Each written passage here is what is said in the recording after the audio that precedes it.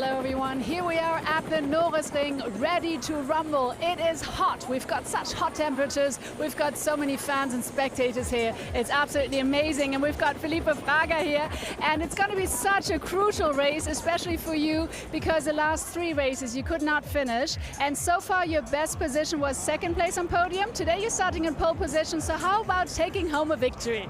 Well, it would be perfect. I think we started the day pretty well in the pole. I'm really happy for that. It's my birthday today, so it's a very good gift to myself. But I really want to finish the race, so of course we go really aggressive in the first lap. Try to survive, because yesterday was a big disaster in my opinion.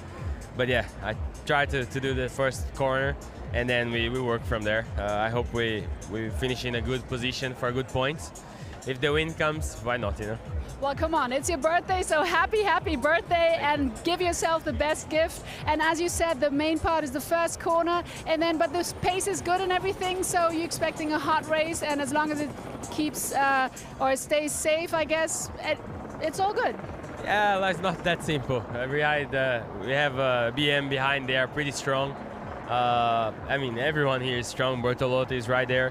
I'm sure it'll be a really tough race. But yeah, I'll push the maximum to try to win, of course. But yeah, we need to at least survive and then go from there. It's been tricky in this restart, But yeah, I'm in the best place to do a start, so it's good. Absolutely. All right, well, best of luck. And now here's a commentator. Well, very happy birthday to you, Felipe Fraga, then. Of course, he makes a very good point that he's got a BMW right behind him, Marco Wittmann, who is, of course, buoyed by thousands of fans that are here to support him in his local race. He lives just down the road. Championship leader, Sheldon van der Linde, well, his start is not perhaps what he would have hoped for. He's going from P9 on the grid. Welcome. Hello. This is the Norisring, this fantastic circuit, and here is the grid for race 2. Felipe Fraga then for Red Bull A, of course, are going from pole position, Mirko Bortolotti alongside. Then we find Marco Wittmann and Thomas Breining, yesterday's race winner. Maxi Goertz and René Rast go from P5 and P6 ahead of Eindchan Guven and Dennis Olsen. Sheldon van der Linde and Philip Eng that are P9 and P10. P11 with Arjun Maini, then it's Ricardo Feller, Maro Engel, Lucas Auer, Nico Muller, Lucas Stoltz, then Clemens Schmidt and Maxi Buch with Kelvin van der Linde and David Schumacher going from the 10th row of the grid. They are P19 and P20 respectively, ahead of Michael Grenier, Dev Gore, Marius Zug for Temto Racing, Alessio Deleda and Lorenz Vantor. Let's go back down to the heat of the trackside with Verena right now. And I'm here with Marco Wittmann, starting in P3 today, the local hero here, obviously. And yesterday was a very, very active race, a lot of damage done that you didn't make it, but today starting in P3, so hopefully today you can show your fans what you can do. What are you going to do? I hope a lot, honestly. I mean, it's a nice comeback after yesterday, which was a tough day for us, obviously. Had to retire after the first lap with the crash incident in turn 1, which is a shame in front of the home crowd. So obviously my guys, the mechanics, they worked hard overnight to repair the car, the damages, and to come back like this to start on P3, it's a good starting position. I think it reduces quite a lot the risk for turn 1, I hope so. And yeah, definitely I hope to have a good race. All right, well, best of luck, Marco. Thank you so much. Now we're going to try to see if we can grab Maxi Goertz. He's one of the guys who survived the race yesterday, because obviously we lost a lot of cars yesterday, and Maxi is starting in P5 today. He looks all chilled like he usually is, all relaxed, still talking. So I just quickly need to interrupt. Sorry to interrupt, it's a live show. So Maxi, just quickly starting from P5 today, you look all relaxed. I mean, you survived yesterday's race. I mean, it was kind of the survivors and non-survivors, and now starting in P5. So what are you going to do to go to the front? Yeah, so in the end, this was all about experience, I would say, yesterday. I thought, okay, just stay out of trouble and then you will finish the race. And it worked quite well. The pace was also good, so in the end, paid off. Today, we're starting from P5. Of course, I want to go on the podium on my home race. That's a big target for me and for the team. It's going to be really tough, but in the end, we push now the limits and go full power. And yeah, let's see what the race brings to us. I think it's going to be less aggressive than yesterday, because we had an additional driver's briefing, which the race director says do not do this anymore. So in the end, it was strict, and I think the rules are now clear for everybody. and hopefully we have a nice and clear race for everybody here.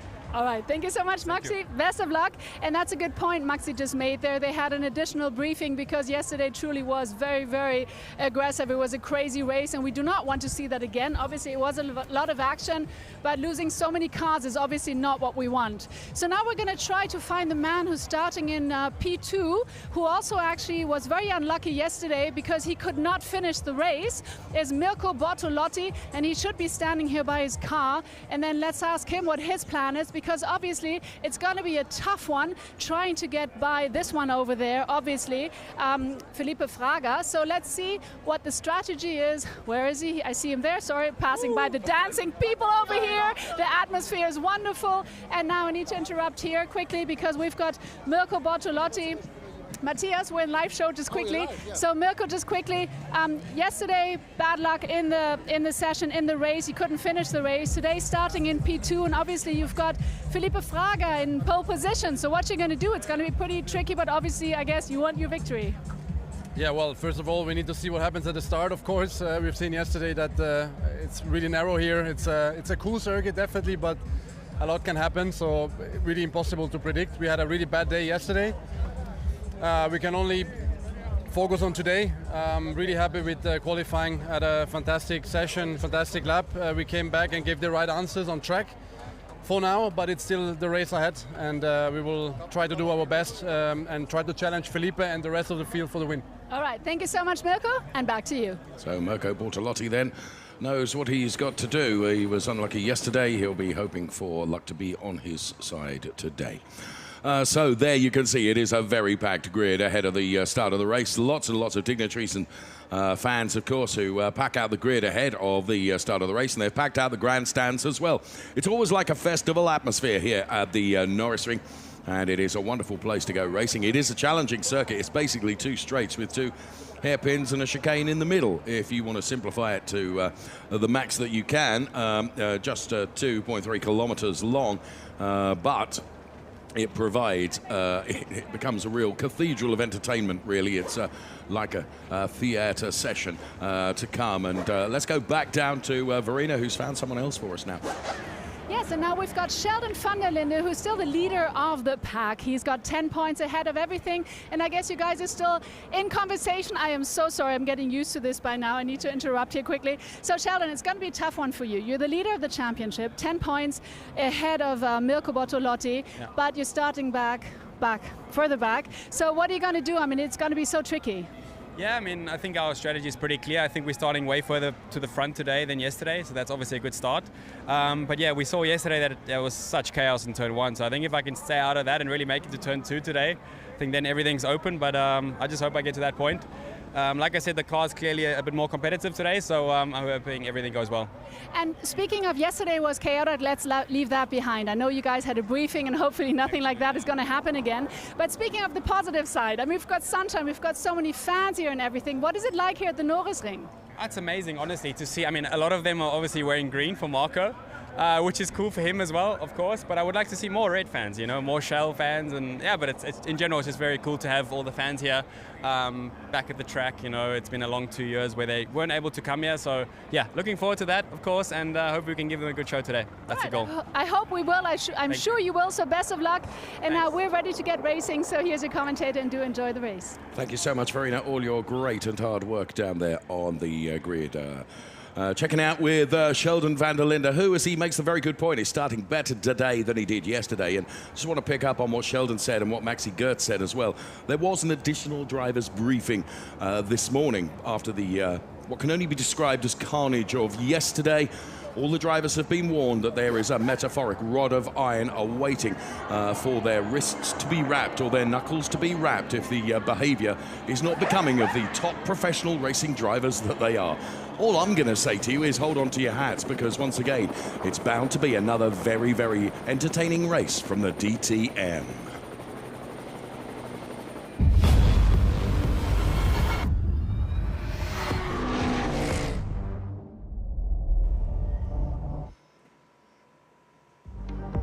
What a place this is. The city is Nuremberg, with some 515,543 residents. It's held some 50 DTM races since 1984. It sits as one of the favourites on the calendar for all the challenges that it brings. It's such a short and spectacular circuit, and it's almost theatrical with the big grandstands which enable the fans to really get up and close to the racing. And then, of course, when it comes to leisure time, there is plenty to entice you in this fine city. But as you make your way into the paddock and into this circuit, then an awesome story awaits, because DTM here at the Norisring is something very special indeed. And there you can see from our helicopter just what it looks like. In fact, I could almost come out of my commentary studio and wave to you because we are center shot there. 2.162 kilometers, just 4 corners in reality. 48.785 was the fastest lap from Mirko Bortolotti. And the grandstands are packed. It's the longest ever pit lane in the Norisring's history with DTM because of the sheer number of cars. 25 cars on the grid, ready to do battle. And there you can see the Ferrari and Lamborghini lined up side by side, going from pole and, of course, P2. Felipe Fraga then, the man that put it on pole position.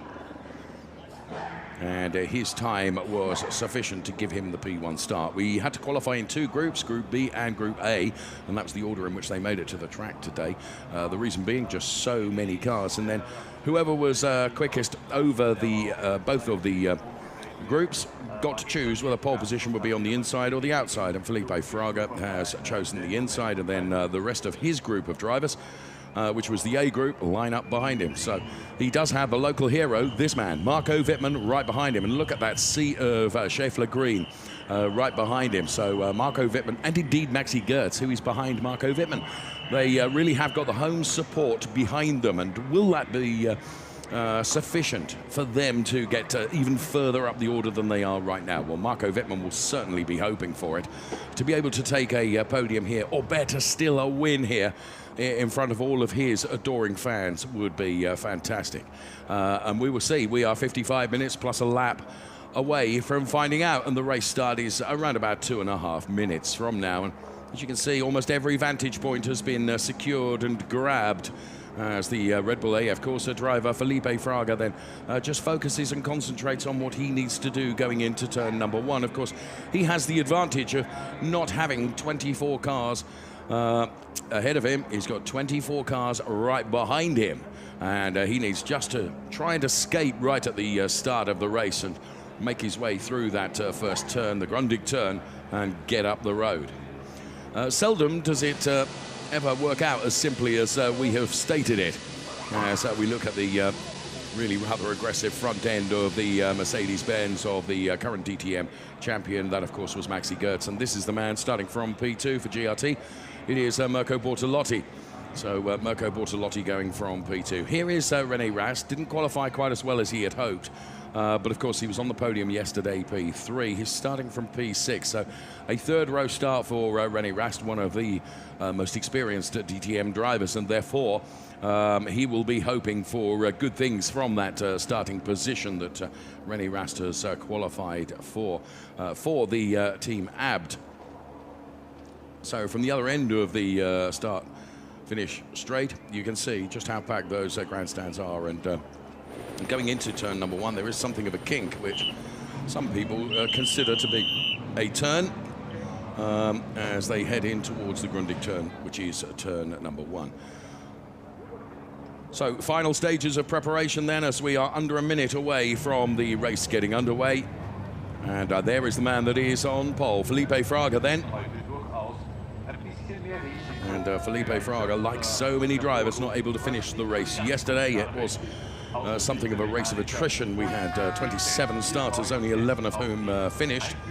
And we're hoping for an awful lot better than that today. The driver's briefing, additional driver's briefing this morning, the law was laid down to suggest that driving standards need to be where we would expect them to be in this highest level championship. And the championship standings are 10 points to the advantage for Sheldon van der Linde ahead of Mirko Bortolotti. Then it's René Rast is P3 and Nico Miller is P4. So the green flag is waved for the formation lap to get underway.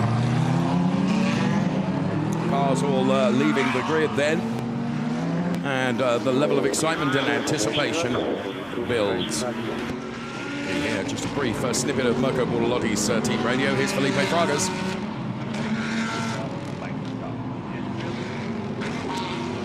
hear too much of it, to be honest with you. So cars weaving from side to side, of course, to generate some temperature into the tyres. And for what it's worth, and my opinion is not worth much, I really think that if Marco Wittmann can avoid any issues right at the start of the race from those that are following him, he could be the danger man here, as too could Thomas Preining, going from P4 on the grid. Of course, he was victorious yesterday, and writing another sentence into the history books of the DTM by becoming the first driver ever to propel a Porsche to a win in the DTM. First time ever that has happened. So cameras at the ready then, all vantage points being secured for the best photographs of these wonderful cars. All the manufacturers, of course, represented in the DTM absolutely value their participation in this fine championship. And it is a hugely colourful and spectacular arena that we are racing in this weekend. It is the Norisring. Just once a year, this city circuit turns itself over to become this absolute feast of motorsport. Into the garages we go. First of all, into the the Audi garage that we go to first of all. Then we go to the Mercedes garage, and there to the right-hand side you can see there Mr. DTM, Bernd Schneider, in conversation. And now this man was very happy yesterday. To the very left-hand side of your picture, Timo Bernhard, of course, taking that first victory in DTM for Porsche. And into the Volkenhorst Motorsport garage now, with them all seated there, and the sense of anticipation building inside the garages. So cars line up side by side formation, of course. Safety car peels off, and we will be ready to race. DTM Race 2 of 2 this weekend here at the Norisring. So one more turn to do, which is the Dusenteig turn. Cars all go through there, and the cauldron of tarmac awaits these drivers. So from our helicopter, we can see the cars all lined up side by side there. The safety car leaves the grid. It is the responsibility now of Felipe Fraga and Mirko Bortolotti to control the pace, heading towards the lighting gantry, which we throw to the top of the screen. And we go from red to green. Let's go racing. Marco Wittmann with a very good start. René Rast also trying to vault Thomas Preining. So as they go into turn number 1, then I said Marco Wittmann could be a danger man here. And Mirko Bortolotti, of course, is on the outside of Felipe Fraga. Marco Wittmann tries to seize that P2 away, but not quite the hope of getting away from turn number 1 as he had hoped. And now he's under pressure from René Rast. So Felipe Fraga leading Mirko Bortolotti as they go from through the chicane for the first time of asking. Kelvin van der Linde trying to make moves as well. And so too Ayhancan Guven, who was right on the inside going through the chicane. And there you can see Ayhancan Guven side by side with Philipp Eng fighting over the P8 place at the moment. So a first lap gets put in the book very, very quickly because the lap times are so quick. It's such a short circuit here at the Norisring. It is Felipe Fraga from Mirko Bortolotti and Marco Wittmann as we round out the first lap and put it in the book. René Rast is P4, Maxi Goertz P5, then it's Dennis Olsen, Thomas Preining, Ayhancan Guven, Philipp Eng and Ricardo Feller rounding out the top 10 at the moment. So good move there from Dennis Olsen, who has managed to vault Maxi Goertz. Dennis Olsen now will have the sights of René Rast right within, and there's Maxi Goertz under real pressure with Thomas Preining is involved in that battle there with yesterday's race winner. Felipe Fraga trying to build something of a gap over Mirko Bortolotti. It's up to 5 tenths between P1 and P2, and Marco Wittmann holding firm in that P3 place at the moment. Ayhancan Guven still looking very, very lively, and has won out that battle for P8 with Philipp Eng that he was having. So Eng and Ricardo Feller rounding out the top 10 as yet another lap is done. And now Mirko Bortolotti just getting a little bit closer to Felipe Fraga. As you can see there, the number 36 car of Arjun Maini. And Arjun Maini there having a real go with David Schumacher as well. That's over P16 and 17. Well, thus far, I cross my fingers and hope that it's not the commentator's curse. The drivers have taken note of the driver's briefing this morning, because the start of this race altogether different to the start of the race yesterday. Sheldon van der Linde then, where is he? Running in P12 at the moment as we ride on board with him now as he's chasing down the car of Ricardo Feller ahead of him. So there is Ricardo Feller in the Audi. Sheldon van der Linde, of course, driving the BMW, and it's P12 and P11 that particular contest is regarding at the moment. Now from this wonderful camera shot, you can get some hint of the speed as Sheldon van der Linde and Ricardo Feller go side by side, but Sheldon van der Linde is going to have the inside here. This is a fight that is going on for P11.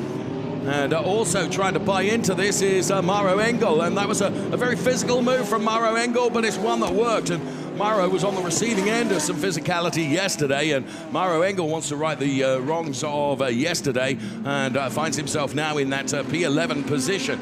So Sheldon van der Linde has got Nico Muller right up his trumpet in the place right behind him, and also there is Lucas Au, who's trying hard to defend now from Ricardo Feller, who has dropped back following the overtakes that have gone on. And you can also see David Schumacher, who's looking pretty lively here too. He's got Arjun Maini behind him. Well, he hasn't now because they've been split by the Ricardo Feller car. So Fraga leading by 6/10. Here is Lucas Au, there is Ricardo Feller. And now as we pick the cars up now into this turn on, you can see Ricardo Feller went really, really deep there. That played into the hands of David Schumacher. So David Schumacher is going to be able to move up to P15, I would have thought. Mirko Bortolotti goes through, and the rest of the cars go through as they switch from the tarmac onto the concrete paved area on the exit of the Challeresses. So contact between the cars 88 and number 31 has been noted. That's Maro Engel and, of course, Sheldon van der Linde. And strife for the number 27 car of David Schumacher, who was doing so well. And David Schumacher looks to have problems. He's got his hazard lights on, and he's gone right to the back of the pack as Kelvin van der Linde here is trading places and trying to move up the order as well. And as you can see, he's right alongside the Clemens Schmidt car. So Kelvin van der Linde and Clemens Schmidt side by side, neither of them prepared to give a millimetre. And Kelvin van der Linde with the inside line. He gives racing room to Clemens Schmidt. Just ahead of them is the number 12 Audi of Dev Gore. And there you can see Dev Gore. And now Clemens Schmidt with the inside, but it becomes the outside for the next part of that chicane. And Kelvin van der Linde is able to right royally close the door and say, you are not coming through. So Felipe Fraga now with a full second ahead of Mirko Bortolotti. Then it is Marco Wittmann, René Rast, Dennis Olsen, then it's Maxi Gertz, Thomas Preining, Einchang Guven, Philipp Eng and Lucas Stoltz. They are the top 10 as they cross the timing line now. And there's the Maro Engel car. And Maro Engel and Sheldon van der Linde rubbing just a little bit of panel work between them, and that has been noted by the race officials. Here we get a replay right at the start then. All heading into turn number one. Now, at this point, I thought Marco Wittmann had done a really, really good job. And you can see how early he braked just to protect himself going through turn number one. And then Mirko Bortolotti just got a slightly better exit coming out of this turn, which we can see from this camera angle here. And also able to take advantage of the hole that was being created by Mirko Bortolotti was René Rast. Although Marco Wittmann was able to close the door eventually. Now you can see how the cars did all manage to make it through turn number one without too much damage. Biggest movers, as you can see, René Rast and Dennis Olsen up 2 and 3 places respectively. However, Luke Stoltz in the number 4 car, what a brilliant job done there as he has moved up some 6 places. Another big mover is Dev Gore, who's moved up 5, and there, regrettably, is the number 27 car, which is out of the race. So the number 27 car, of course, of David Schumacher that we saw there, and we've also lost Grenier as well. So let's go down into the pit lane where Verena is ready to give us some more news. I'm here with Michael Grenier. And Michael, what happened? How come you were slowing down? Why did the race have to end for you? Yeah, we had a small contact with the front, and engine cooling was coming out. So the engine started to overheat straight away, and we had to stop. And it's nothing we can repair quickly, so it's just a hose disconnected or something broken on the radiator. Okay, so just bad luck. Yeah, I mean, when you start so far back here, it can happen. It was a small contact with Kelvin, just enough to break the radiator or something in the cooling system. Okay. Thank you very much, Michael. Back to you. Michael Grenier then, one of the 2 retirements. We saw him on shot just before Verena managed to speak to him, and as he says, it's just an unfortunate consequence of events, really. Just the slightest touch, it's enough to break the cooling system with the engine overheating, had no choice but to retire the car. David Schumacher is the other driver that unfortunately is out of the race as well. So 23 cars remaining. We've got 47.25 minutes plus a lap. So we go on board now with Maxi Goertz, who's running in P6 and chasing down Dennis Olsen, who of course was on the podium yesterday. He's currently running in P5 behind René Rast. This from a driver's eye perspective as we go into the chicane. Look how close they get to the barriers, both in and out of that chicane. It's absolutely wonderful to travel on board with those cars so that you can see just the millimeters there are of space between the immovable barriers and the very car that they are driving. Absolutely wonderful shots in the DTM and wonderful racing that we're enjoying. And Felipe Fraga, I have to say, is really beginning to stretch his legs now. 1.5 seconds to the good for the Red Bull AF Corsa driver, who looks pretty comfortable in the number 74 car as he is into the Grundig turn now. Marco Wittmann is not able to make much moves towards Mirko Bortolotti, all sort of gapped fairly evenly at the moment. This is Sheldon van der Linde, who is currently running in P12. He's got Lucas out behind him, and ahead of him is Mauro Engel after that overtake from Mauro Engel, which, if memory serves me, was also through the Grundig turn. But Felipe Fraga, engineered, of course, by AF Corsa and Red Bull, looking good. And there's the gap evolution between Felipe Fraga and Mirko Bortolotti, who, of course, is running in P2. So the gap evolution down there in graphics for you. Fastest lap has come from Felipe Fraga. 49.571 was his last lap. And Felipe Fraga obviously with pace. Marco Wittmann, is he getting a little bit closer to Mirko Bortolotti now? We will see. Of course, the incident involving cars at 27 7 under investigation then. And that, of course, the incident between David Schumacher and Ricardo Feller. And Ricardo Feller is the very car that we follow into the pit lane now. And, of course, mandatory pit stops to come for every driver. I'm not absolutely sure that this is going to be a mandatory pit stop, but there is our race leader, Felipe Fraga, from Mirko Bortolotti, Marco Wittmann, and René Rast, then the top four at the moment. And for my money, I think Wittmann is getting just a tad closer to Mirko Bortolotti.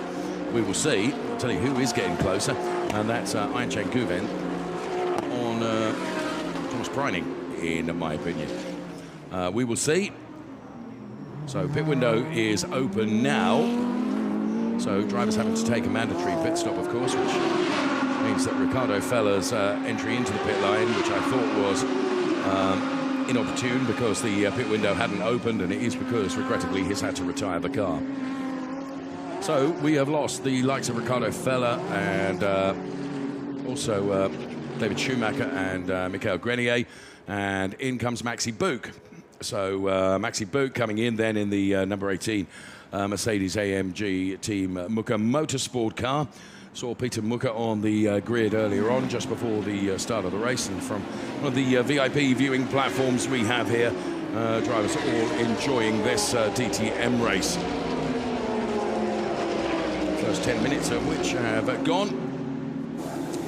And the Mucker team go to work then on the Maxi Buch car. He is the first of those to come in for his mandatory stop. He may as well roll the dice, and that's precisely what they did. 9 seconds was the actual stopped pit stop time. The time that he was actually in the box was 9 seconds. The total time, some 48 once you've come into the pit lane. So Maxi Buch then, having achieved his pit stop, is back out onto the track once again, and doesn't necessarily need to stop again. Well, when I thought Marco Wittmann was getting a bit close to Mirko Bortolotti, it is nothing if a heat-driven mirage, because actually he isn't. Any more than Maxi Goertz is getting closer to Dennis Olsen. So a black and white flag having been issued as well. Saw that in graphics at the top of your screen. So cars through the S's then. Here comes Maxi Goertz. And at the moment, the only one that has dived into the pit lane is Maxi Buch. There's Arjun Maini going through, and here is our race leader, Felipe Fraga, ahead of Mirko Bortolotti. Then it is Marco Wittmann, René Rast, ahead of Dennis Olsen. There's Maxi Goertz. with Thomas Preining, Ian Chan Guven, Philipp Eng and Lucas Stoltz. So across the timing line they come then. And that, unfortunately, is a retirement, it would appear, for Maxi Buk. So we saw him in to take his mandatory stop, and no awareness then of a problem with the Maxi Buk car, but quite clearly there was, as he went back out once again and then came back into the pit lane. So Maxi Buk now, having put the car in the garage, I would suggest his race is done and dusted. So Mirko Bortolotti and Marco Wittmann exit the turn as Ian Chan Guven now ramps up the pressure on Thomas Preining. Thomas Preining, who was so successful yesterday, taking the victory, and this is the fight that is going on for P7, with Ian Chan Guven really pursuing the Porsche of Thomas Preining as we pick them up here now.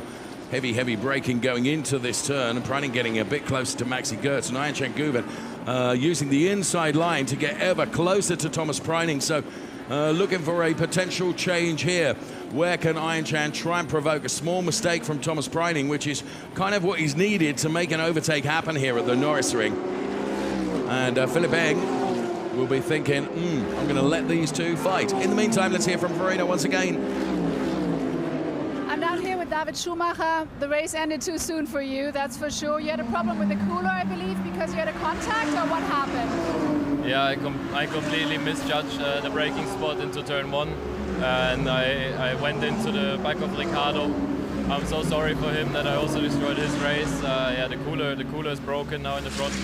Water was leaking. Yeah, it's a shame. We had such a good start, and also the car felt really good, and I felt really comfortable. And just a small mistake, and everything's over.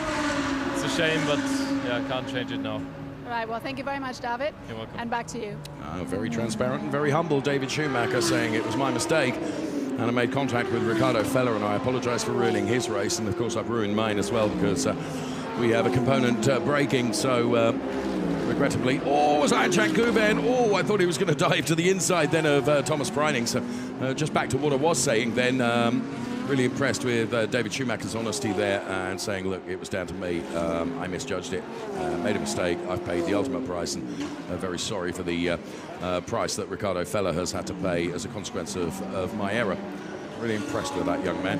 Right, Felipe Fraga P1, Mirko Bortolotti P2, then it is Marco Wittmann. But this is the battle that we are watching, and quite rightly so, because it is extremely close between Ian Chan Guven and Thomas Preining. They're fighting over P7, and there you can see Ian Chan Guven. He's not as close to Thomas Preining through the Cholereses. Is that because he's lulling him into a false sense of security to have a go next time around? We will see. Here they are then. So around the turn they go. Both hug the concrete on the exit of the turn. And now to the start-finish straight. I don't think Ian Chan Guven's quite close enough to be able to dive to the inside here. And he needs the inside line going into turn number 1. So Thomas Preining makes the Porsche as wide as possible to prevent Ian Chan. He's going to have to come from a long way back if he does. He chooses not to do that, which is probably very, very wise. As Ian Chan Guven then maintains the place that he is in at the moment. This is our race leader, Felipe Fraga then, doing a very good job out front. Super slow-mo image, love that, as Felipe Fraga leads from Mirko Bortolotti and Marco Wittmann and René Rast, and this man Dennis Olsen, before we find Maxi Goertz, before this battle that's going on between Thomas Preining and Ian Chan Guven. So across the timing line for the lead car of Felipe Fraga. Just doing everything perfectly at the moment in the Red Bull liveried AF Corse Ferrari 488. Then Felipe Fraga P1, Mirko Bortolotti P2, and then Marco Wittmann P3. See how just so engineered the splitter is at the front of the car. As you can see, the suspension compressed down under braking going into the S's. And then they change the track surface from the tarmac to the concrete paved area, which of course in the super dry conditions that we have here, you can do that. And Ian Chan Guven and Thomas Preining once again virtually welded together in this P7 position. It's P7 for Preining, it's P8 for Ian Chan Guven. who I have to say his debut in the DTM has been really outstanding. He's done a very, very good job indeed. He carries a lot of speed now and gets right onto the gearbox of Thomas Preining. But finding a way by is always, always difficult here at the Norisring. And Thomas Preining has got it covered off nicely. Doesn't run too deep into the Grundig turn number 1, but he does run deeper, and Ian Chan, if he could have got just a little bit more traction, a little bit more momentum, but Thomas Preining is under pressure now. Ian Chan Guven tries to go for a gap. He does yield and allows Thomas Preining the room necessary for racing, so very good clean driving from both of them. But now Ian Chan Guven is to the inside of Thomas Preining, and surely this will be a change for P7. As Guven has got the inside line, Thomas Preining has to yield. He'll try and come back now by getting underneath Ian Chan Guven. The back end of the Ferrari wobbled just a little bit. But Guven, after lap of rehearsing a move in various different places, finally makes it work. And it was on the exit of the chicane where he started it. Here comes Thomas Preining down the outside now. But Ian Chan Guven, he runs a bit deeper. Here comes Thomas Preining. So it's almost a carbon copy of what Guven did to Thomas Preining, but Guven is able to make that 488 a bit wider and stick his elbows out and prevent Thomas Preining from taking that position back. Well, we knew it was one of the closest battles out there on track, and what it's done, it's slowed both of them down a little bit and allowed Philip Eng to get a bit closer. This was where Ian Chan was brave, and I have to say, good, respectful driving from both of them. Because they've done a very, very good job in keeping it all together. And look at the delight on the pit wall. Here is Verena once again. Here with Ricardo Feller, and talking about why his race had to end. David Schumacher thought it was his fault that you had to end the race, but we just heard that it wasn't his fault, right? No, it wasn't. Of course, it was not ideal that he hit me in the back, but yeah, he came to me and he excused, so it was okay. But after I had a contact with the wall, which was only caused by myself because I was pushing very hard, our pace was not the best today. Yeah, unfortunately, the race is over now. It's over now, but I guess it's good that you, between the two of you, you can always talk, and honest words are always good there, right? But of course, nonetheless, it's very unfortunate that the race had to end for you. Yeah, of course. I mean, we don't have to be best friends, but I think the respect of each other is important. And yeah, yesterday I think in the race there was no respect. Today it didn't start any better for myself. I don't know how it was in the rest of the field, but yeah, let's hope that for the other races there will be a little bit more respect. All right, we'll do that. Thank you so much. Back to you. That's very, very good of Ricardo to say, hey, it wasn't David's fault at all. It was me. I clattered it, and that was down to me. So there is an awful lot of respect from these extremely high-level racing drivers, and the respect between each other as total professionals is remarkable and very, very good to hear from a great driver like Ricardo Feller, doing a very, very good job. Although, unfortunately, he is not able to do it in this race because he has had to retire the car.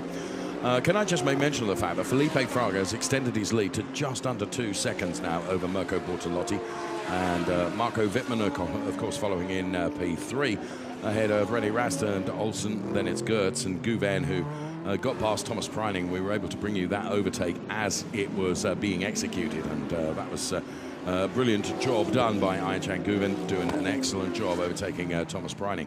Right, Mauro Engel, we can see here, is being chased by the car of Sheldon van der Linde that we ride on board with now. Mauro Engel is currently setting in P11. Sheldon van der Linde, therefore, is P12. He's got Nico Müller right behind him. But Sheldon van der Linde trying to find a way to go forward, and at the moment, he's not able to get quite close enough to Mauro Engel. If anything, Nico Müller is getting closer to Sheldon van der Linde.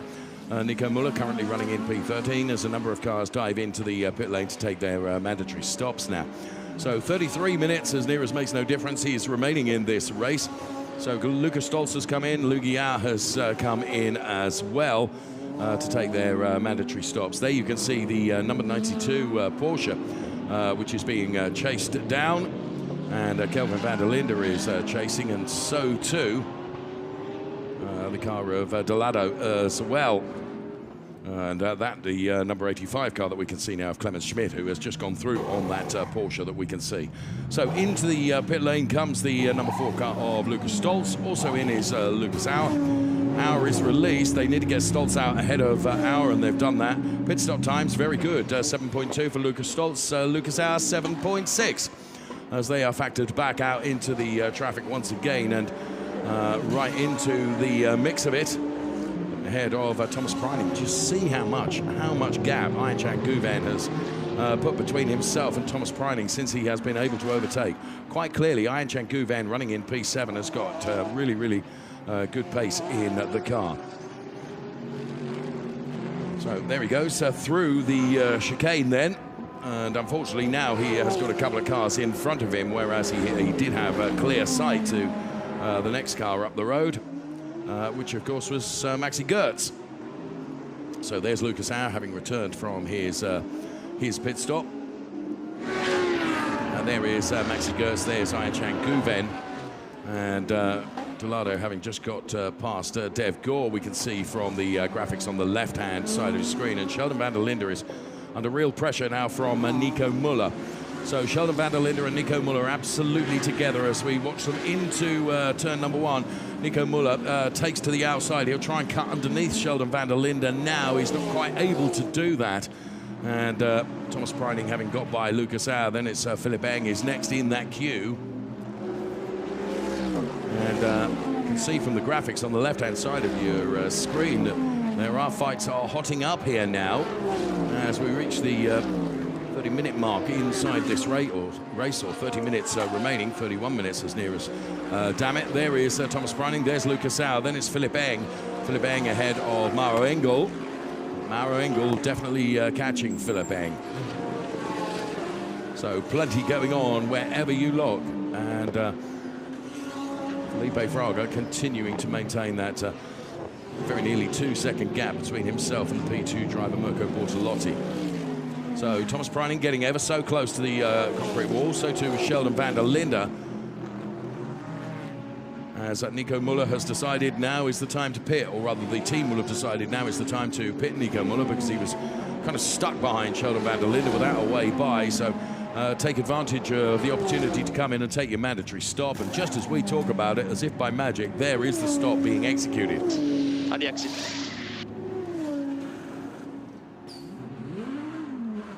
So the Rosberg team do good work on Nico Muller and get him back out on track again. Alessio Deletta had also been in as well for GRT, and he's making his way out of the pit lane now. It was a 8.3 second stop for Muller, 7.8 second stop for Deletta as they come back out on track. So 2 seconds is the gap between race leader and P2. There is Sheldon van der Linde, who was being really pressured by Nico Muller, but Nico Muller now is back out on track, having been in and done his mandatory stop. And so now, as you can see, the drivers that have stopped are Lucas Stoltz, Nico Muller, Lucas Auer, then it's Vantor, and the Schmidt and Delado cars. There's a number of other cars coming in now, and whoa! Just a little tap on the back of Philipp Eng from Mauro Engel as they slow down to get to the pit lane speed limit. So those drivers coming in.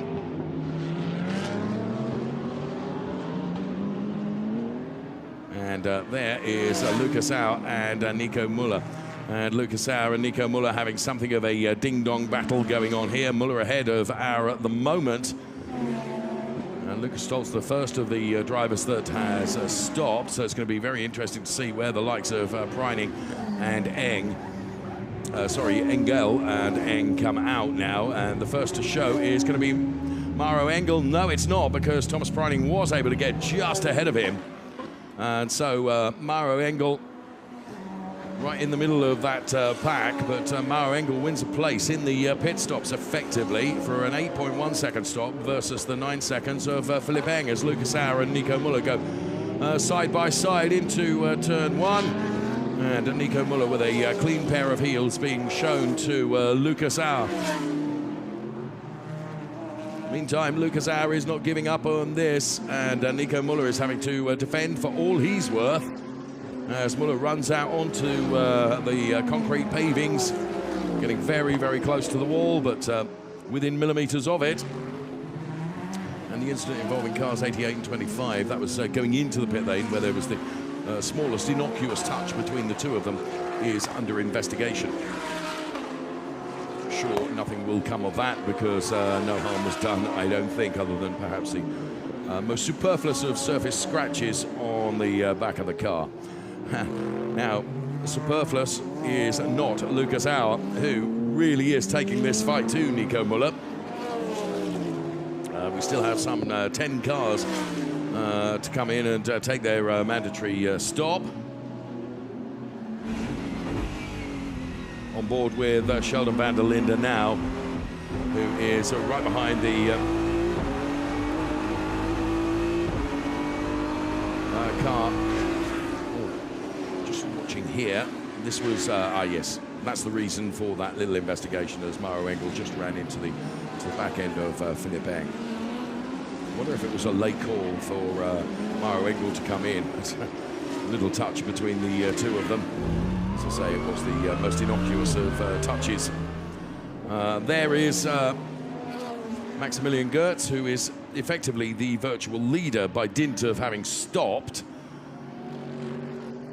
So Maxi Goertz then, and if this strategy worked, but do bear in mind that it's unlikely to, but were it to be so, that would be fantastic. So Maxi Goertz is the best of those drivers that has stopped, ahead of the number 4 car of Lucas Stolz.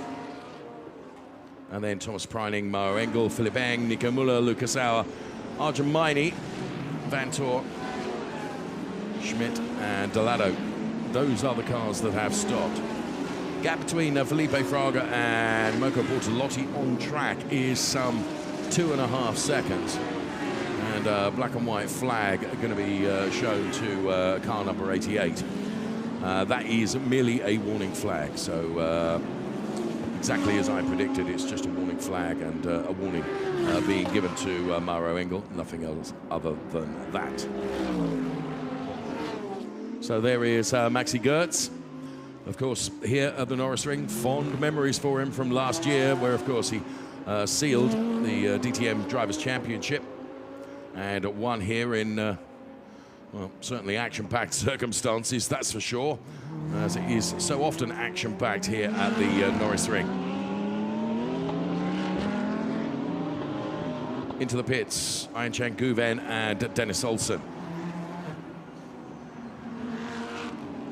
And that is the all-pink Mercedes-Benz heading into the Cholereses of Maximilian Goertz. Through that chicane. Now, bearing in mind that Maxi Goertz is the effective virtual leader, it'll be very interesting to see where the likes of Olsen and Guven come out relative to where Maxi Goertz is, how far behind.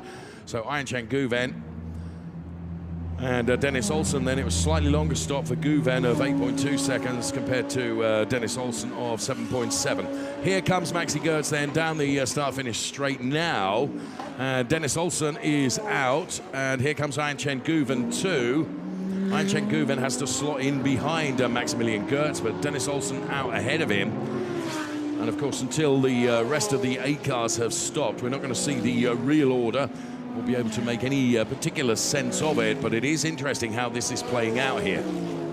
With 23 3/4 minutes plus a lap still to come. There is Maximilian Goertz, and right behind is Ayan Guven, but chasing down now the number 94 car of Dennis Olsen. So the SSR Performance team doing a good job in the pit stop for Dennis Olsen. And there is Maxi Goertz then. And we await the remaining 8 cars to come into the pit lane. Who do we need to see in? Well, it is Felipe Fraga, Mirko Bortolotti, Marco Wittmann, René Rast, Sheldon van der Linde, Kelvin van der Linde, Deb Gore, and Marius Zug.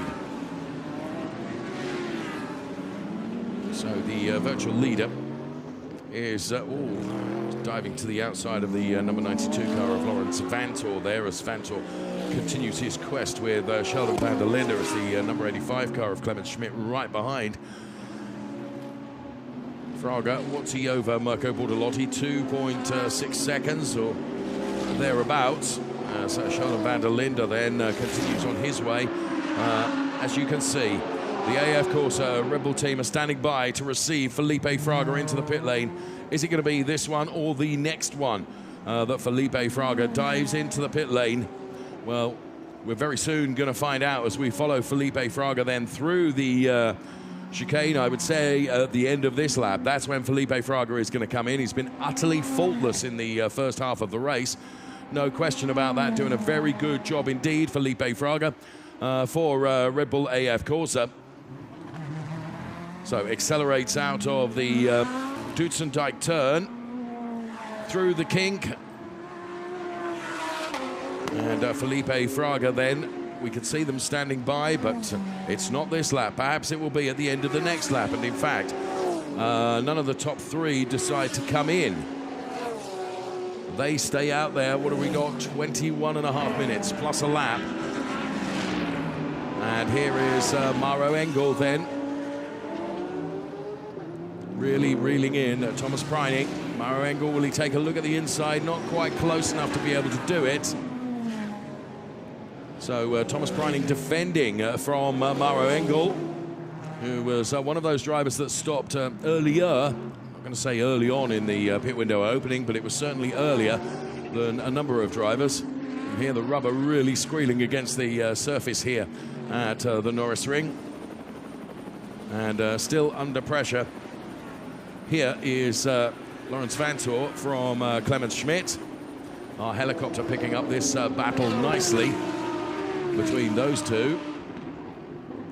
And again, Lawrence Vantor having to just stick his elbows out and make it more difficult, as is his right to so do, for Clemens Schmidt to find a way by.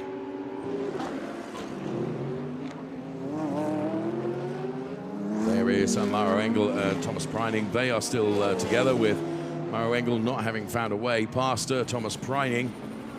Meantime, Clemens Schmidt is trying every which way but loose to find a way past the frustrating for him Porsche that is ahead of Lawrence Vantor. Lawrence protecting his track position, as is his right to do, and defending very steadfastly and legally, of course. And it is down to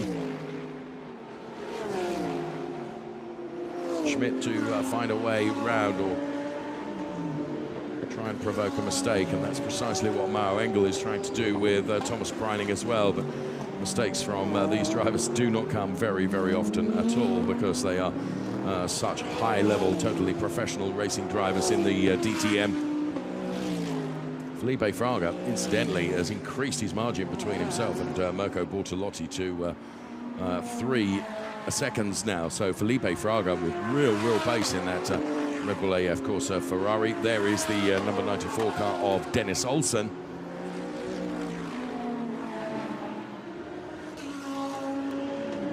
So across the start-finish line comes Rene Rast with the number 94 car of Dennis Olsen there.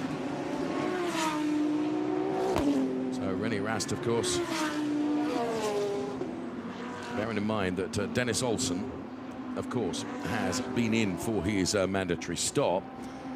It's the van der Linde brothers that on track effectively are behind Rene Rast, both Sheldon and Kelvin, because neither of those drivers have made their mandatory stops yet. So still some 8 cars to come into the pit lane to take their mandatory stop. They are Felipe Fraga, Mirko Bortolotti, Marco Wittmann. I think Rene Rast has just dived in. So Rene Rast is in for his mandatory stop now. So Rene Rast then driving, of course, for the Team Abt. Abt have looked at the strategy and decided now is the time to bring Rene in. I have to say, we'd expected to see the Red Bull AF Corsa driver Felipe Fraga in before now, because the team was certainly prepared. We could see that from one of our cameras down there in the pit lane as the Abt team go to work on the Rene Rast car and get him out. So here comes Rene Rast now. Smoking the rear tyres. 7.7 second stop for Rene Rast. And where is he going to come out on track? Well, and this is why the team work on these strategies. It's to give him the opportunity to be out at exactly the right time. And he is going to split the Ferrari of Felipe Fraga and the Lamborghini of Mirko Bortolotti. So Rene Rast then comes out betwixt those two. And that inevitably is exactly how the AB team had looked at it and thought now is the opportune time to bring Rene Rast in. Marco Wittmann is in the pit lane now for his mandatory stop, as it gets very, very exciting, because it's not only the race on track, but it's also the strategic game that is played as well. Well, it's not so much a game, it's a real researched and analysed and decided all in a split second. Absolutely amazing stuff. So Marco Wittmann on his way out now. So the local hero, of course, Marco Wittmann, is he going to be out? And now we can see, I could just see from the pit lane as Marco Wittmann comes out, Felipe Fraga and Mirko Bortolotti are coming in, both of them. So, of course, all the teams that are trained for this these pit stops, as Marco Wittmann is out ahead of the number 94 car of Dennis Olsen. So the AF Corsa team go to work on the Felipe Fraga car and get him out, and it's a slower stop, I would have suggested, for Mirko Bortolotti, but there wasn't a lot in it. 7.4 seconds for Felipe Fraga, 7.9 seconds for Bortolotti, so just 5/10 between the two of them. So here come Felipe Fraga and Mirko Bortolotti. Try and keep an eye on the right-hand side of the screen as we see Rene Rast coming around the turn now, having done his stop. So Rene Rast then becomes effectively P3. Sheldon van der Linde, of course, at the top of the screen on the left-hand side of the graphics, of course, has still got to make his stop. Very, very exciting indeed. And there is Marco Wittmann, who now will effectively be in P4. So it is Fraga, Bortolotti, Rast, Wittmann, Olsen, then it's Gertz. That's the way it looks. And here a super close-up of the team working really hard. Look how delighted they are. They did it really, really well strategically, because you and I had both seen that the team had prepared to bring him in earlier than they did. However, they were just waiting for the optimum time. And the optimum time was found, and that's when he came in. And now he has got 4.48, as you can see on the left-hand side, ahead of Mirko Bortolotti, with Rene Rast now setting the fastest lap. So Rene Rast, of course, is going to want to get on terms with Mirko Bortolotti. And Rast was on the podium yesterday, P3, fancies being P2. Fancies winning the race, of course he does, but every car in front of him is a target, and the next one in his target sights is Mirko Bortolotti. So we'll see what Rene Rast can do about that. So we have now the real deal order on the left-hand side of the screen in graphics. It is Fraga, Bortolotti, Rast, Wittmann, Olsen, Gertz, Guven, Stolz, then it's Preining, and Mara Engel is P10 at the moment. What have we got? 14 and a half minutes plus a lap to come. At the moment, yes, but Fraga and Bortolotti stopped one lap later, so let's wait. So we could hear just bits of the conversation between the AB team and Rene Rast then. So chasing down Felipe Fraga and Mirko Bortolotti, but Felipe Fraga has got such a good margin in the lead of the race now, 4.39 as you can see. And there you can see the pit stop analysis as well between Mirko Bortolotti and Rene Rast, who was significantly faster. It really worked for Rene Rast, and really narrowed that gap, if you will, and brought him out and within contention potentially of getting on terms with Mirko Bortolotti. And of course there will be backmarking traffic to encounter as well. Still some 21 cars running of the 25 that made the grid for the start of the race, and this is Ayan Guven chasing down Maxi Gertz for P6. There is our race leader, Ayan Guven. He, of course, is going to have those backmarking cars to get past as well. There's Mirko Bortolotti running in P2. And there you can see the number 66 car of Marius Zug running for the Attempto Racing team, run, of course, by Arkin Acker, who was having a chat with just before the cars went out to the grid. And always a hugely colourful character and a very, very good team boss as well. The Marius Zug car then is effectively a back marking car. And there is Mirko Bortolotti, who's targeting that and trying to get beyond it. Spectators having a fantastic time of this great DTM race, which absolutely has been nothing like the drama-filled 55 minutes plus 3 laps I think we had yesterday, and numerous safety cars and various bits of DTM car littered across the track. So great driving there from the wave blue flag, which means Marius Zug does get out of the way and allows those cars to come by. So that means that Rast has got full on sight now to Mirko Bortolotti. So there is Rene. There is Mirko Bortolotti. This is the fight that's going on for P2. P1, Felipe Fraga up the road. And Rene Rast getting a little bit closer to Mirko Bortolotti now. 3.78 is the Felipe Fraga gap. There you can see the rejoining number 12 Audi of Dev Gore, which is acting as something of a comfort caution, if you will, to Felipe Fraga, because that car is between himself and Mirko Bortolotti as Sheldon van der Linde goes to the outside of, that's Marius Zug on the inside there. Beg your pardon, it is the number 85 car of Clemens Schmidt. So this is a real deal fight then, because Clemens Schmidt is P17 and Sheldon van der Linde is P18. And here are the stats for the Schubert Motorsport driver. His personal best of 49.907 from Sheldon van der Linde as he... And the car of Clemens Schmidt with just ahead of them the car of Lawrence Vantour. So Fraga then with 3.42 ahead of Mirko Bortolotti and Marco Wittmann, just setting a fastest lap. Now he's in P4 at the moment and a couple of seconds down, or more than a couple of seconds actually, some 4 seconds down on Rene Rast in that P4 plumb. And Marco Wittmann would just absolutely love a podium here in front of his huge support.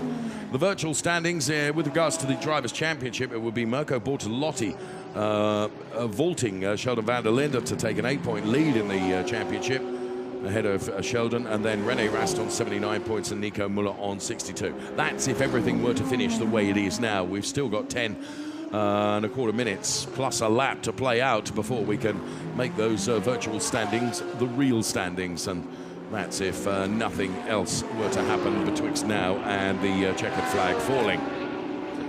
So the champion Maxi Goertz being chased by Iron Chan Kuven, who I do think has had a really, really strong debut in the DTM this weekend, driving that Ferrari number 37 and driving it very, very well indeed. And Maxi Goertz, of course, the current DTM champion, and this, the very track where his championship fate was sealed. Here's Sheldon van der Linde then, getting on the inside of the Clemens Schmidt car. I think there may have been a little touch there, but it was only a little one. And fastest man out there on the track at the moment, as I said to you, is Marco Wittmann, the 49.247. Now, the incident involving Clemens Schmidt and Sheldon van der Linde, little touch that I thought there was, is under investigation. We will see if anything comes of that. So, Iron Chen Guven making sure that Maxi Goertz remains keen, because he's trying to find a way by, and he's trying to provoke Maxi Goertz. Let's go on board the pit wall of AF Corsa then. Of course, their driver here, Felipe Fraga, leading the race, leading it by 4.12 last time across the timing line. And there you could see very good avoidance by Dev Gore to get out of the way of those cars that are running P1, 2 and 3. There is Felipe Fraga, there's Mirko Bortolotti. And actually Rast is not really encroaching on Bortolotti at the moment. 8.5 minutes plus a lap for Felipe Fraga, with 3.98 to the good. High time we gave you the top 10 in voice as well as in graphics on the left-hand side of your screen. Felipe Fraga leading from Mirko Bortolotti, then Rene Rast. Then it's Marco Wittmann and Dennis Olsen. Maxi Goertz is P6, Ian Chen-Guven is P7, Lucas Stoltz P8, Thomas Preining, yesterday's race winner, P9, Mauro Engel is P10. That is your top 10 for you. And this is the P3 driver, René Rast. And we go on board with him now and give you the status from our virtual dashboard as well. Hans-Jürgen Abt is centre picture there. Of course, team boss of Abt, and here's René Rast then breaking into the turn. And then powering out nicely for René Rast. And you can see the Marius Zug car has come into the pit lane, and the Attempto Racing driver, perhaps that's a race retirement. Mirko Bortolotti now sets the fastest lap, a 49.150. So AF Corsa will be more than well aware of that and will be communicating that to Felipe Fraga, and probably saying you might need to pick up the pace a little bit here because the gap has narrowed to 3.764. Up ahead for Felipe Fraga is the backmarking Alessio Deletta car for GRT, which he needs to get by. So there is Felipe. Sort of understated, I think, his chances when Verena spoke to him right at the start of the race. But at the moment, looking very, very strong in his position. Just keeps it out of the wall, uses as much of the paved area as is necessary. Lights being flashed, of course, at the backmarking car ahead to alert Alessio to the fact that he is on his way and coming through. Alessio Delata, though, is not sluggish or slow, however. Try to finish the lap and come to the box. However, Kelvin van der Linde really is. So Kelvin van der Linde clearly having to nurse that car back. Leader is behind you.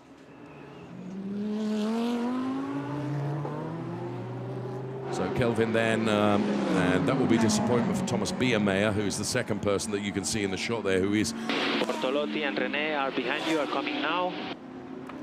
He is the team principal of Abt, with, of course, Hans-Jürgen Abt, the ultimate boss, if you will. So, unfortunately, Kelvin van der Linde, it's seemingly a bad day for him, and he's having to retire the car. He keeps out of everyone's way so that those that are on quicker and faster laps and faster trajectories, which is just everyone out there on track other than him, not impeded by Kelvin. Blue flag is waved furiously at Alessio Toledo to allow Felipe Fraga, the race-leading car, to come through as we very nearly reach the 5-minute mark of this race. Felipe Fraga accelerates out of turn number 1 then.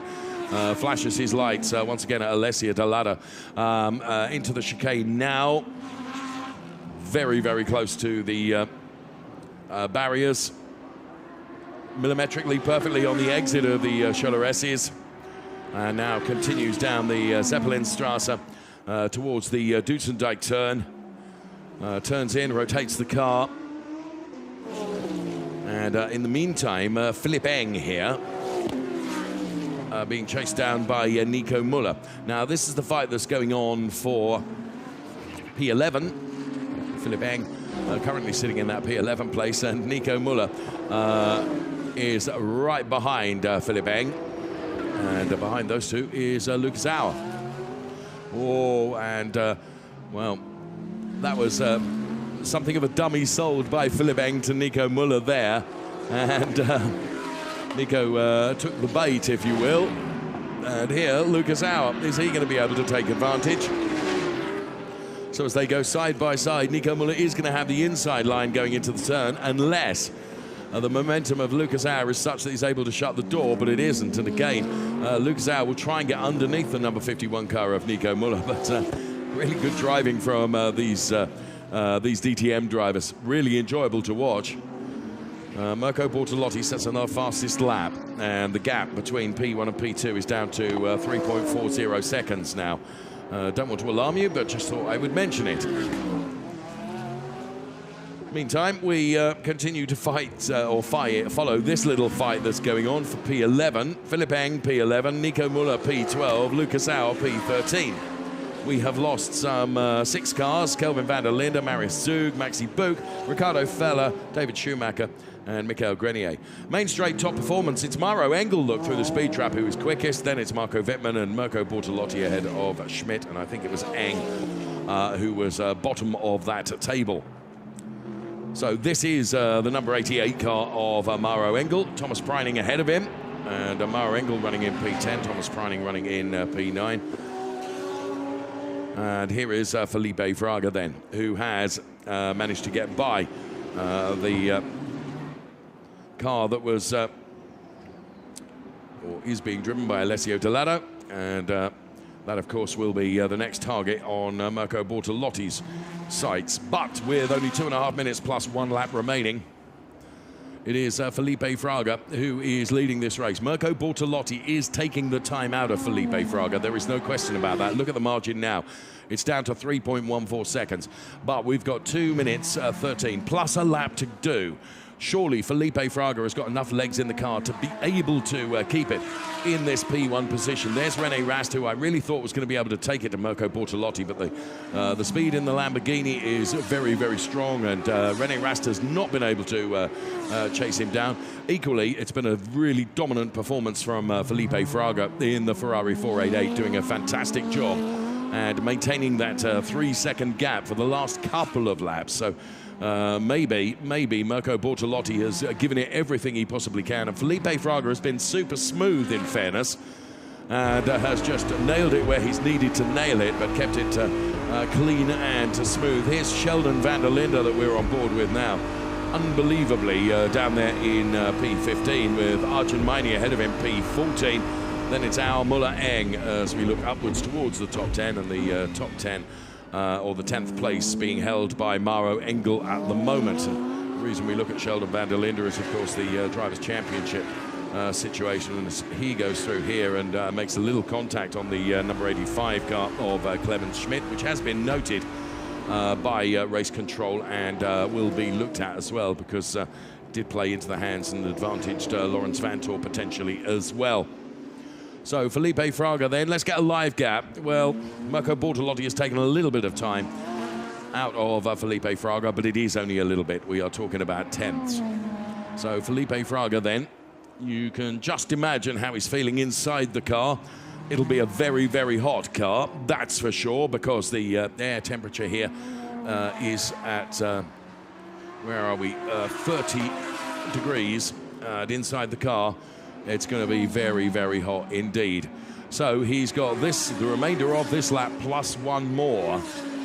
And Mirko Bortolotti has taken some 3/10 out of Felipe Fraga, as Mirko Bortolotti is chasing down the Ferrari. It's Ferrari from Lamborghini, from Audi, from BMW, from Porsche, from Mercedes-Benz. Wow. The manufacturers split then across the top 6 places.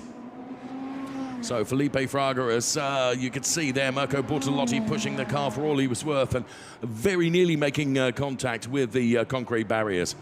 So Felipe Fraga, as he heads towards the timing line on this occasion, if I've done my calculations correctly, when he crosses the timing line, he will have 1 more lap to do. And sure enough, the last lap icon goes up on our graphics on the left-hand side of your screen. Felipe Fraga then, ahead of Mirko Bortolotti and René Rast. So there is Felipe Fraga. He navigates his way through the Grundig turn, as he's done on countless occasions before in this race. Heads towards the Scholler S's now. Through there, doesn't get too close to the barriers. Last thing he needs to do is make any contact now. The gap between himself and Mirko Bortolotti is down to 3.07 seconds. But that is enough of a comfort cushion, assuming Felipe Fraga can make his way through the final Dutzendijk turn with no problems at all. He will see the checkered flag within sight. Felipe Fraga wins DTM at the Norisring. You're a race winner in DTM, mate. Live team radio. Yes, man. Finally. Fuck. So good. Thank you, guys. Thank you. Such a fucking good pit stop, man. Fucking good pit stop. He was even a little quicker than us, but the pit stop was incredible. When we finished, I was like, oh, it's already crazy, man. Thank you so much, everyone.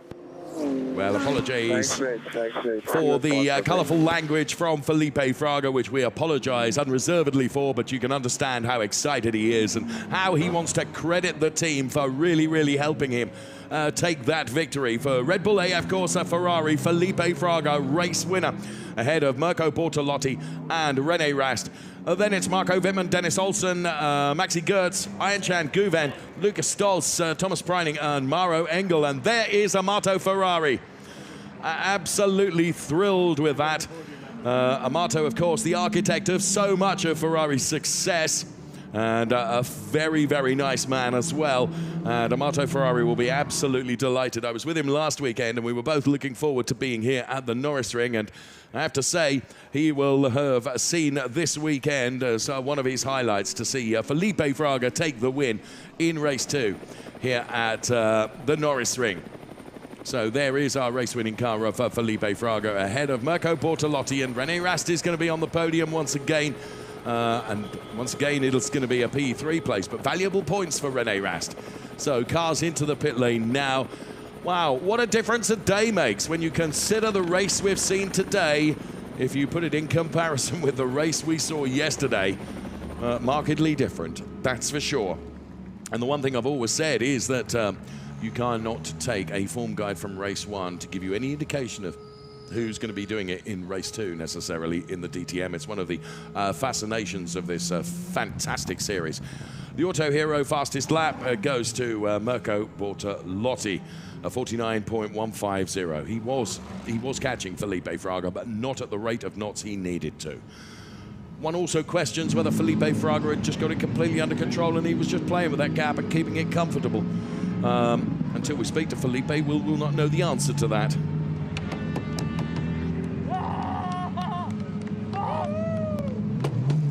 Look at the delight, absolute delight.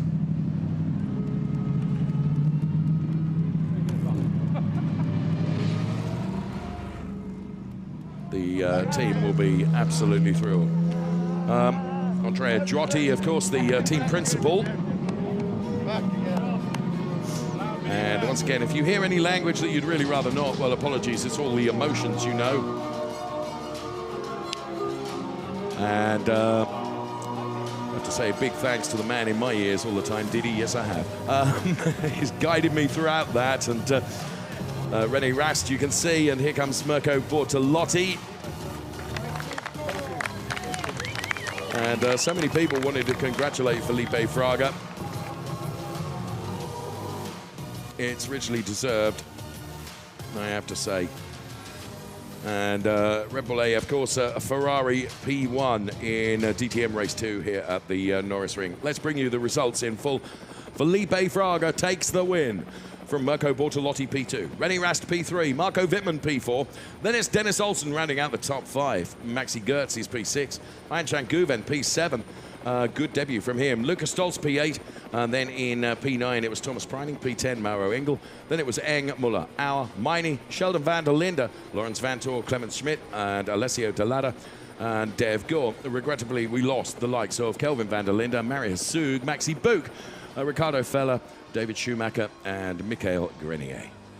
Super slow-mo then of the checkered flag being unfurled and waved atop the Red Bull AF Corsa Ferrari 488 of Felipe Fraga. Race winner. Great to see that shot. And here we can see it from yet a different angle. And it's at that point as he crosses the line and sees that checkered flag, you can only imagine the emotions inside the car. We heard and brought a lot of them, of course, on the team radio. And René Rast there ready to offer his congratulations as well to Felipe, which is really nice to see. There is, I have to say, a very, very good level of respect between the drivers that compete in DTM.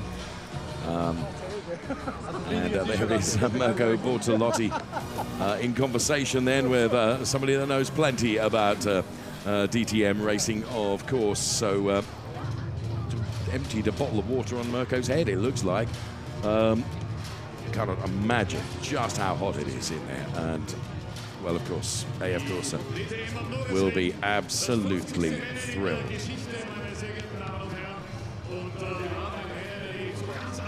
And Rene Rast then taking on board some water. And there is a Mato Ferrari. Well, you can see the back of his neck. And inside my studio here, I'm just waiting to hear or to receive a WhatsApp from a friend of mine who will have been watching this race, probably in Italy, who made a comment to me yesterday. I wonder if he's going to do the same today. Come on, Luca, I'm waiting. Right, so there is Rene Rast walking away from the podium, which walking towards the podium where he will be heading, of course.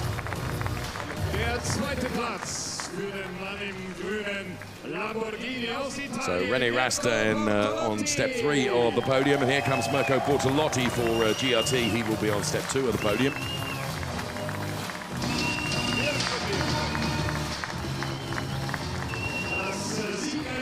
And then going to the top step of the podium as race winner for Red Bull AF Corsa AF. Of course, Ferrari, and welcome to Andrea Giudotti then, who is the team principal of Red Bull AF Corsa. And here comes the driver that has put the car P1, Felipe Fraga. Well done, Fred. What a great drive.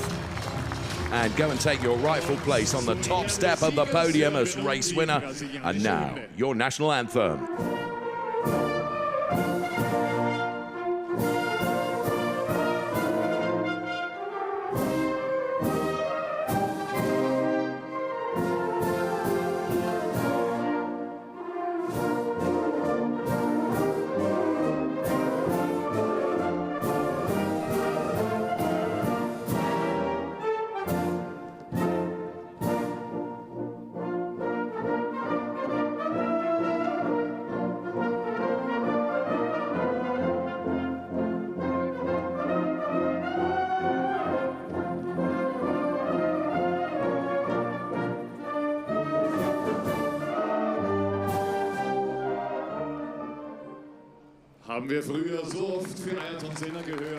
So with the anthem playing out then and played out, it is time for the trophy presentations to be made for that DTM Race 2 of the weekend.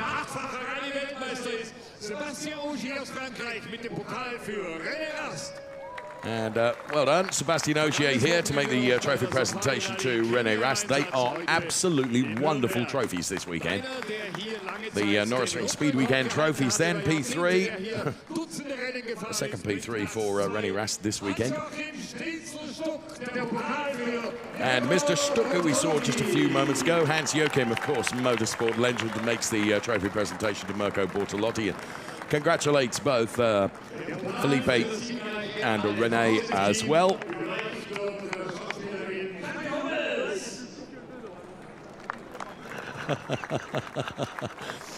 And here comes the race winner trophy to be presented. Sorry, the team's trophy to be presented by Kathy there to Andrea. And come on, it's Felipe Fraga's turn.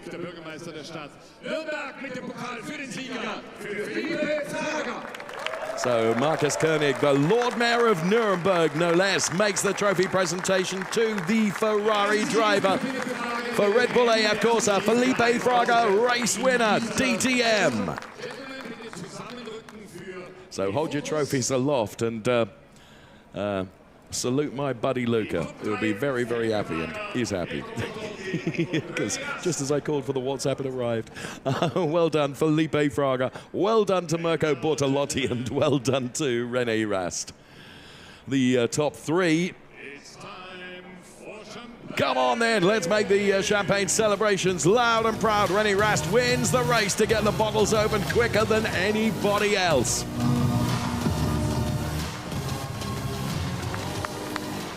And plenty of people below the podium balcony get to share in the spoils of success as well.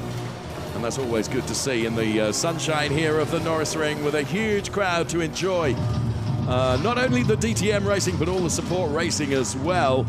It's a packed festival of motorsport. Go on, Felipe, you wear all of it, my friend. You deserve it. Goodness me.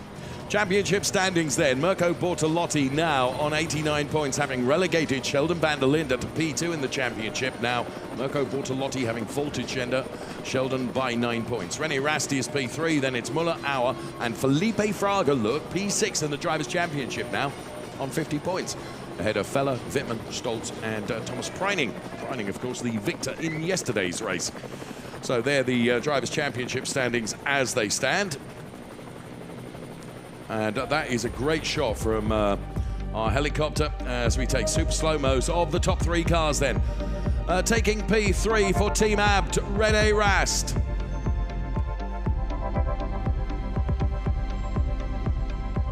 P2 for GRT, Mirko Bortolotti.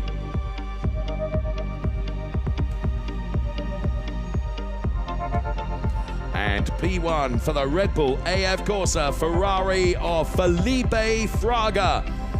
And on that note, let's go down to Verena, who is a podium side, I would suggest. And I've got René Rast here, the man who ended up on 3rd place yesterday as well. And also slowly but surely, you're now 3rd in the total in the championship. So we were kind of betting that you could maybe still do a little maneuver and come to P2, but there was no chance. No chance. I think what we did today was the maximum out of the package we had. 6th in the qualify, 3rd in the race. And today was a rather boring race compared to yesterday. It was all happening at the start. I made 2 or 3 positions at the start and then 1 at the pit stop against Marco. But then after the race was basically not boring, but you know, there's not much happened. So yeah, I just tried to secure 3rd place. Maybe I was waiting for a mistake, but it didn't happen. So obviously very happy for 2 times on the podium here. And I was just going to say, I guess being at the Norisring, you can almost be lucky to say it was almost a boring race, because after yesterday, that's not what we wanted, right? Exactly. Yesterday was too much chaos for everybody, for the drivers, for the teams, for the fans. So today we had a drivers briefing with the race director, and he's told us to calm down, which we did. So today I think we did a better job than yesterday. Absolutely, you did a great job there. And how was it like? I mean, with all the, the great sunshine, the spectators, and everything, all in all. I mean, did you still enjoy Norisring after all? Because Definitely. Now we've got an 8-week break. So yeah, it's a long summer break, but Norisring is always a highlight of the season. You know, grandstands are full, lots of people, always good weather, cool track, good racing. So it was a highlight, and I enjoyed it. 2 times on the podium. I couldn't ask for more. Absolutely. All right, René, thank you so much. Thank you. And we're going to grab Mirko, who's right here. Mirko, hi. So we got to, of course, get an interview with Mirko, who's doing his best, pushing really hard. Congratulations to a 2nd place, and especially after yesterday. I mean, it's so good you finished on the podium. So can I see a smile? You should be happy with the 2nd place. Yeah, definitely. It was the maximum today, as we've seen. So we can only be happy with this result. It's great to get a podium at basically the first time I'm here at the Norisring in the 2nd race. It's a fantastic result. The team deserved it after a great job and after a tough Saturday. So I'm really happy with this result. I was just going to say, I mean, on yesterday was just so crazy, and it was for a lot of drivers, among you also, it was not a happy end. So I guess it's just kind of fantastic to be in such a crazy place and still be on the podium. So now with the 8-week break, what are you going to do, and how prepared are you going to be for Nürburgring? Yeah, it's an 8-week break in DTM, but it's never a break for us, or for me at least. I'm always either involved in testing or other championships or other racing, so keeping busy, but at the same time obviously getting ready for the 2nd half of the season. I can't wait for Nürburgring. Definitely one of the coolest tracks that we have, and yeah, I'm really looking forward to be back in 8 weeks in a good shape. All right, so thank you so much, Mirko, and we're going to just grab this and ask hello, we need the next one, please. So here we are, because here's the winner, Felipe Fraga. Congratulations. I just got the details that the last time that a Brazilian man was here winning was 2013, actually. So we're very excited. Finally, you had a 2nd place, and now you have your victory. So how thrilled are you? Very good. Very good way to have my birthday, like starting with the pole position, then race my first pole, my first win in DTM. I'm just so happy, speechless. Thanks to AF, amazing job from them recovering the car yesterday. And then pole position, pit stops. Before pit stops, we had just 1.5-2 seconds gap. And then after pit, they built 2 seconds almost. They did such a great pit stop. And I want to celebrate with them, because we passed through so much stuff together these last races. And I think we deserve a lot this win, and now it's time to celebrate my birthday and my pole, my win, everything. Yeah, just so happy. Exactly. I mean, it's the perfect gift for you. That's what you wished for. That's what you got. And now Nürburgring is in 8 weeks. So coming from a victory, I guess it would be nice to continue like that at the Nürburgring. Oh yeah, after yesterday I was just not. I didn't want to talk about it because it's crazy. And today is my birthday, and then I'm going home like nice and easy. I think I took 50 kilos away from my back, and now time to relax at home a bit, have some race in US, and then full push for Nürburgring. All right, we're looking forward to that. So happy birthday again, do celebrate, and thank you so much. Thank you. Yeah, everyone, so we've got an 8-week summer break, but we will be back here at the Nürburgring in 8 weeks, and we're so excited. We cannot wait. It's going to be a long 8 weeks, that's for sure. And now here are the highlights of this fantastic race here at the Norisring. So see you soon. Till then, take care. Bye-bye.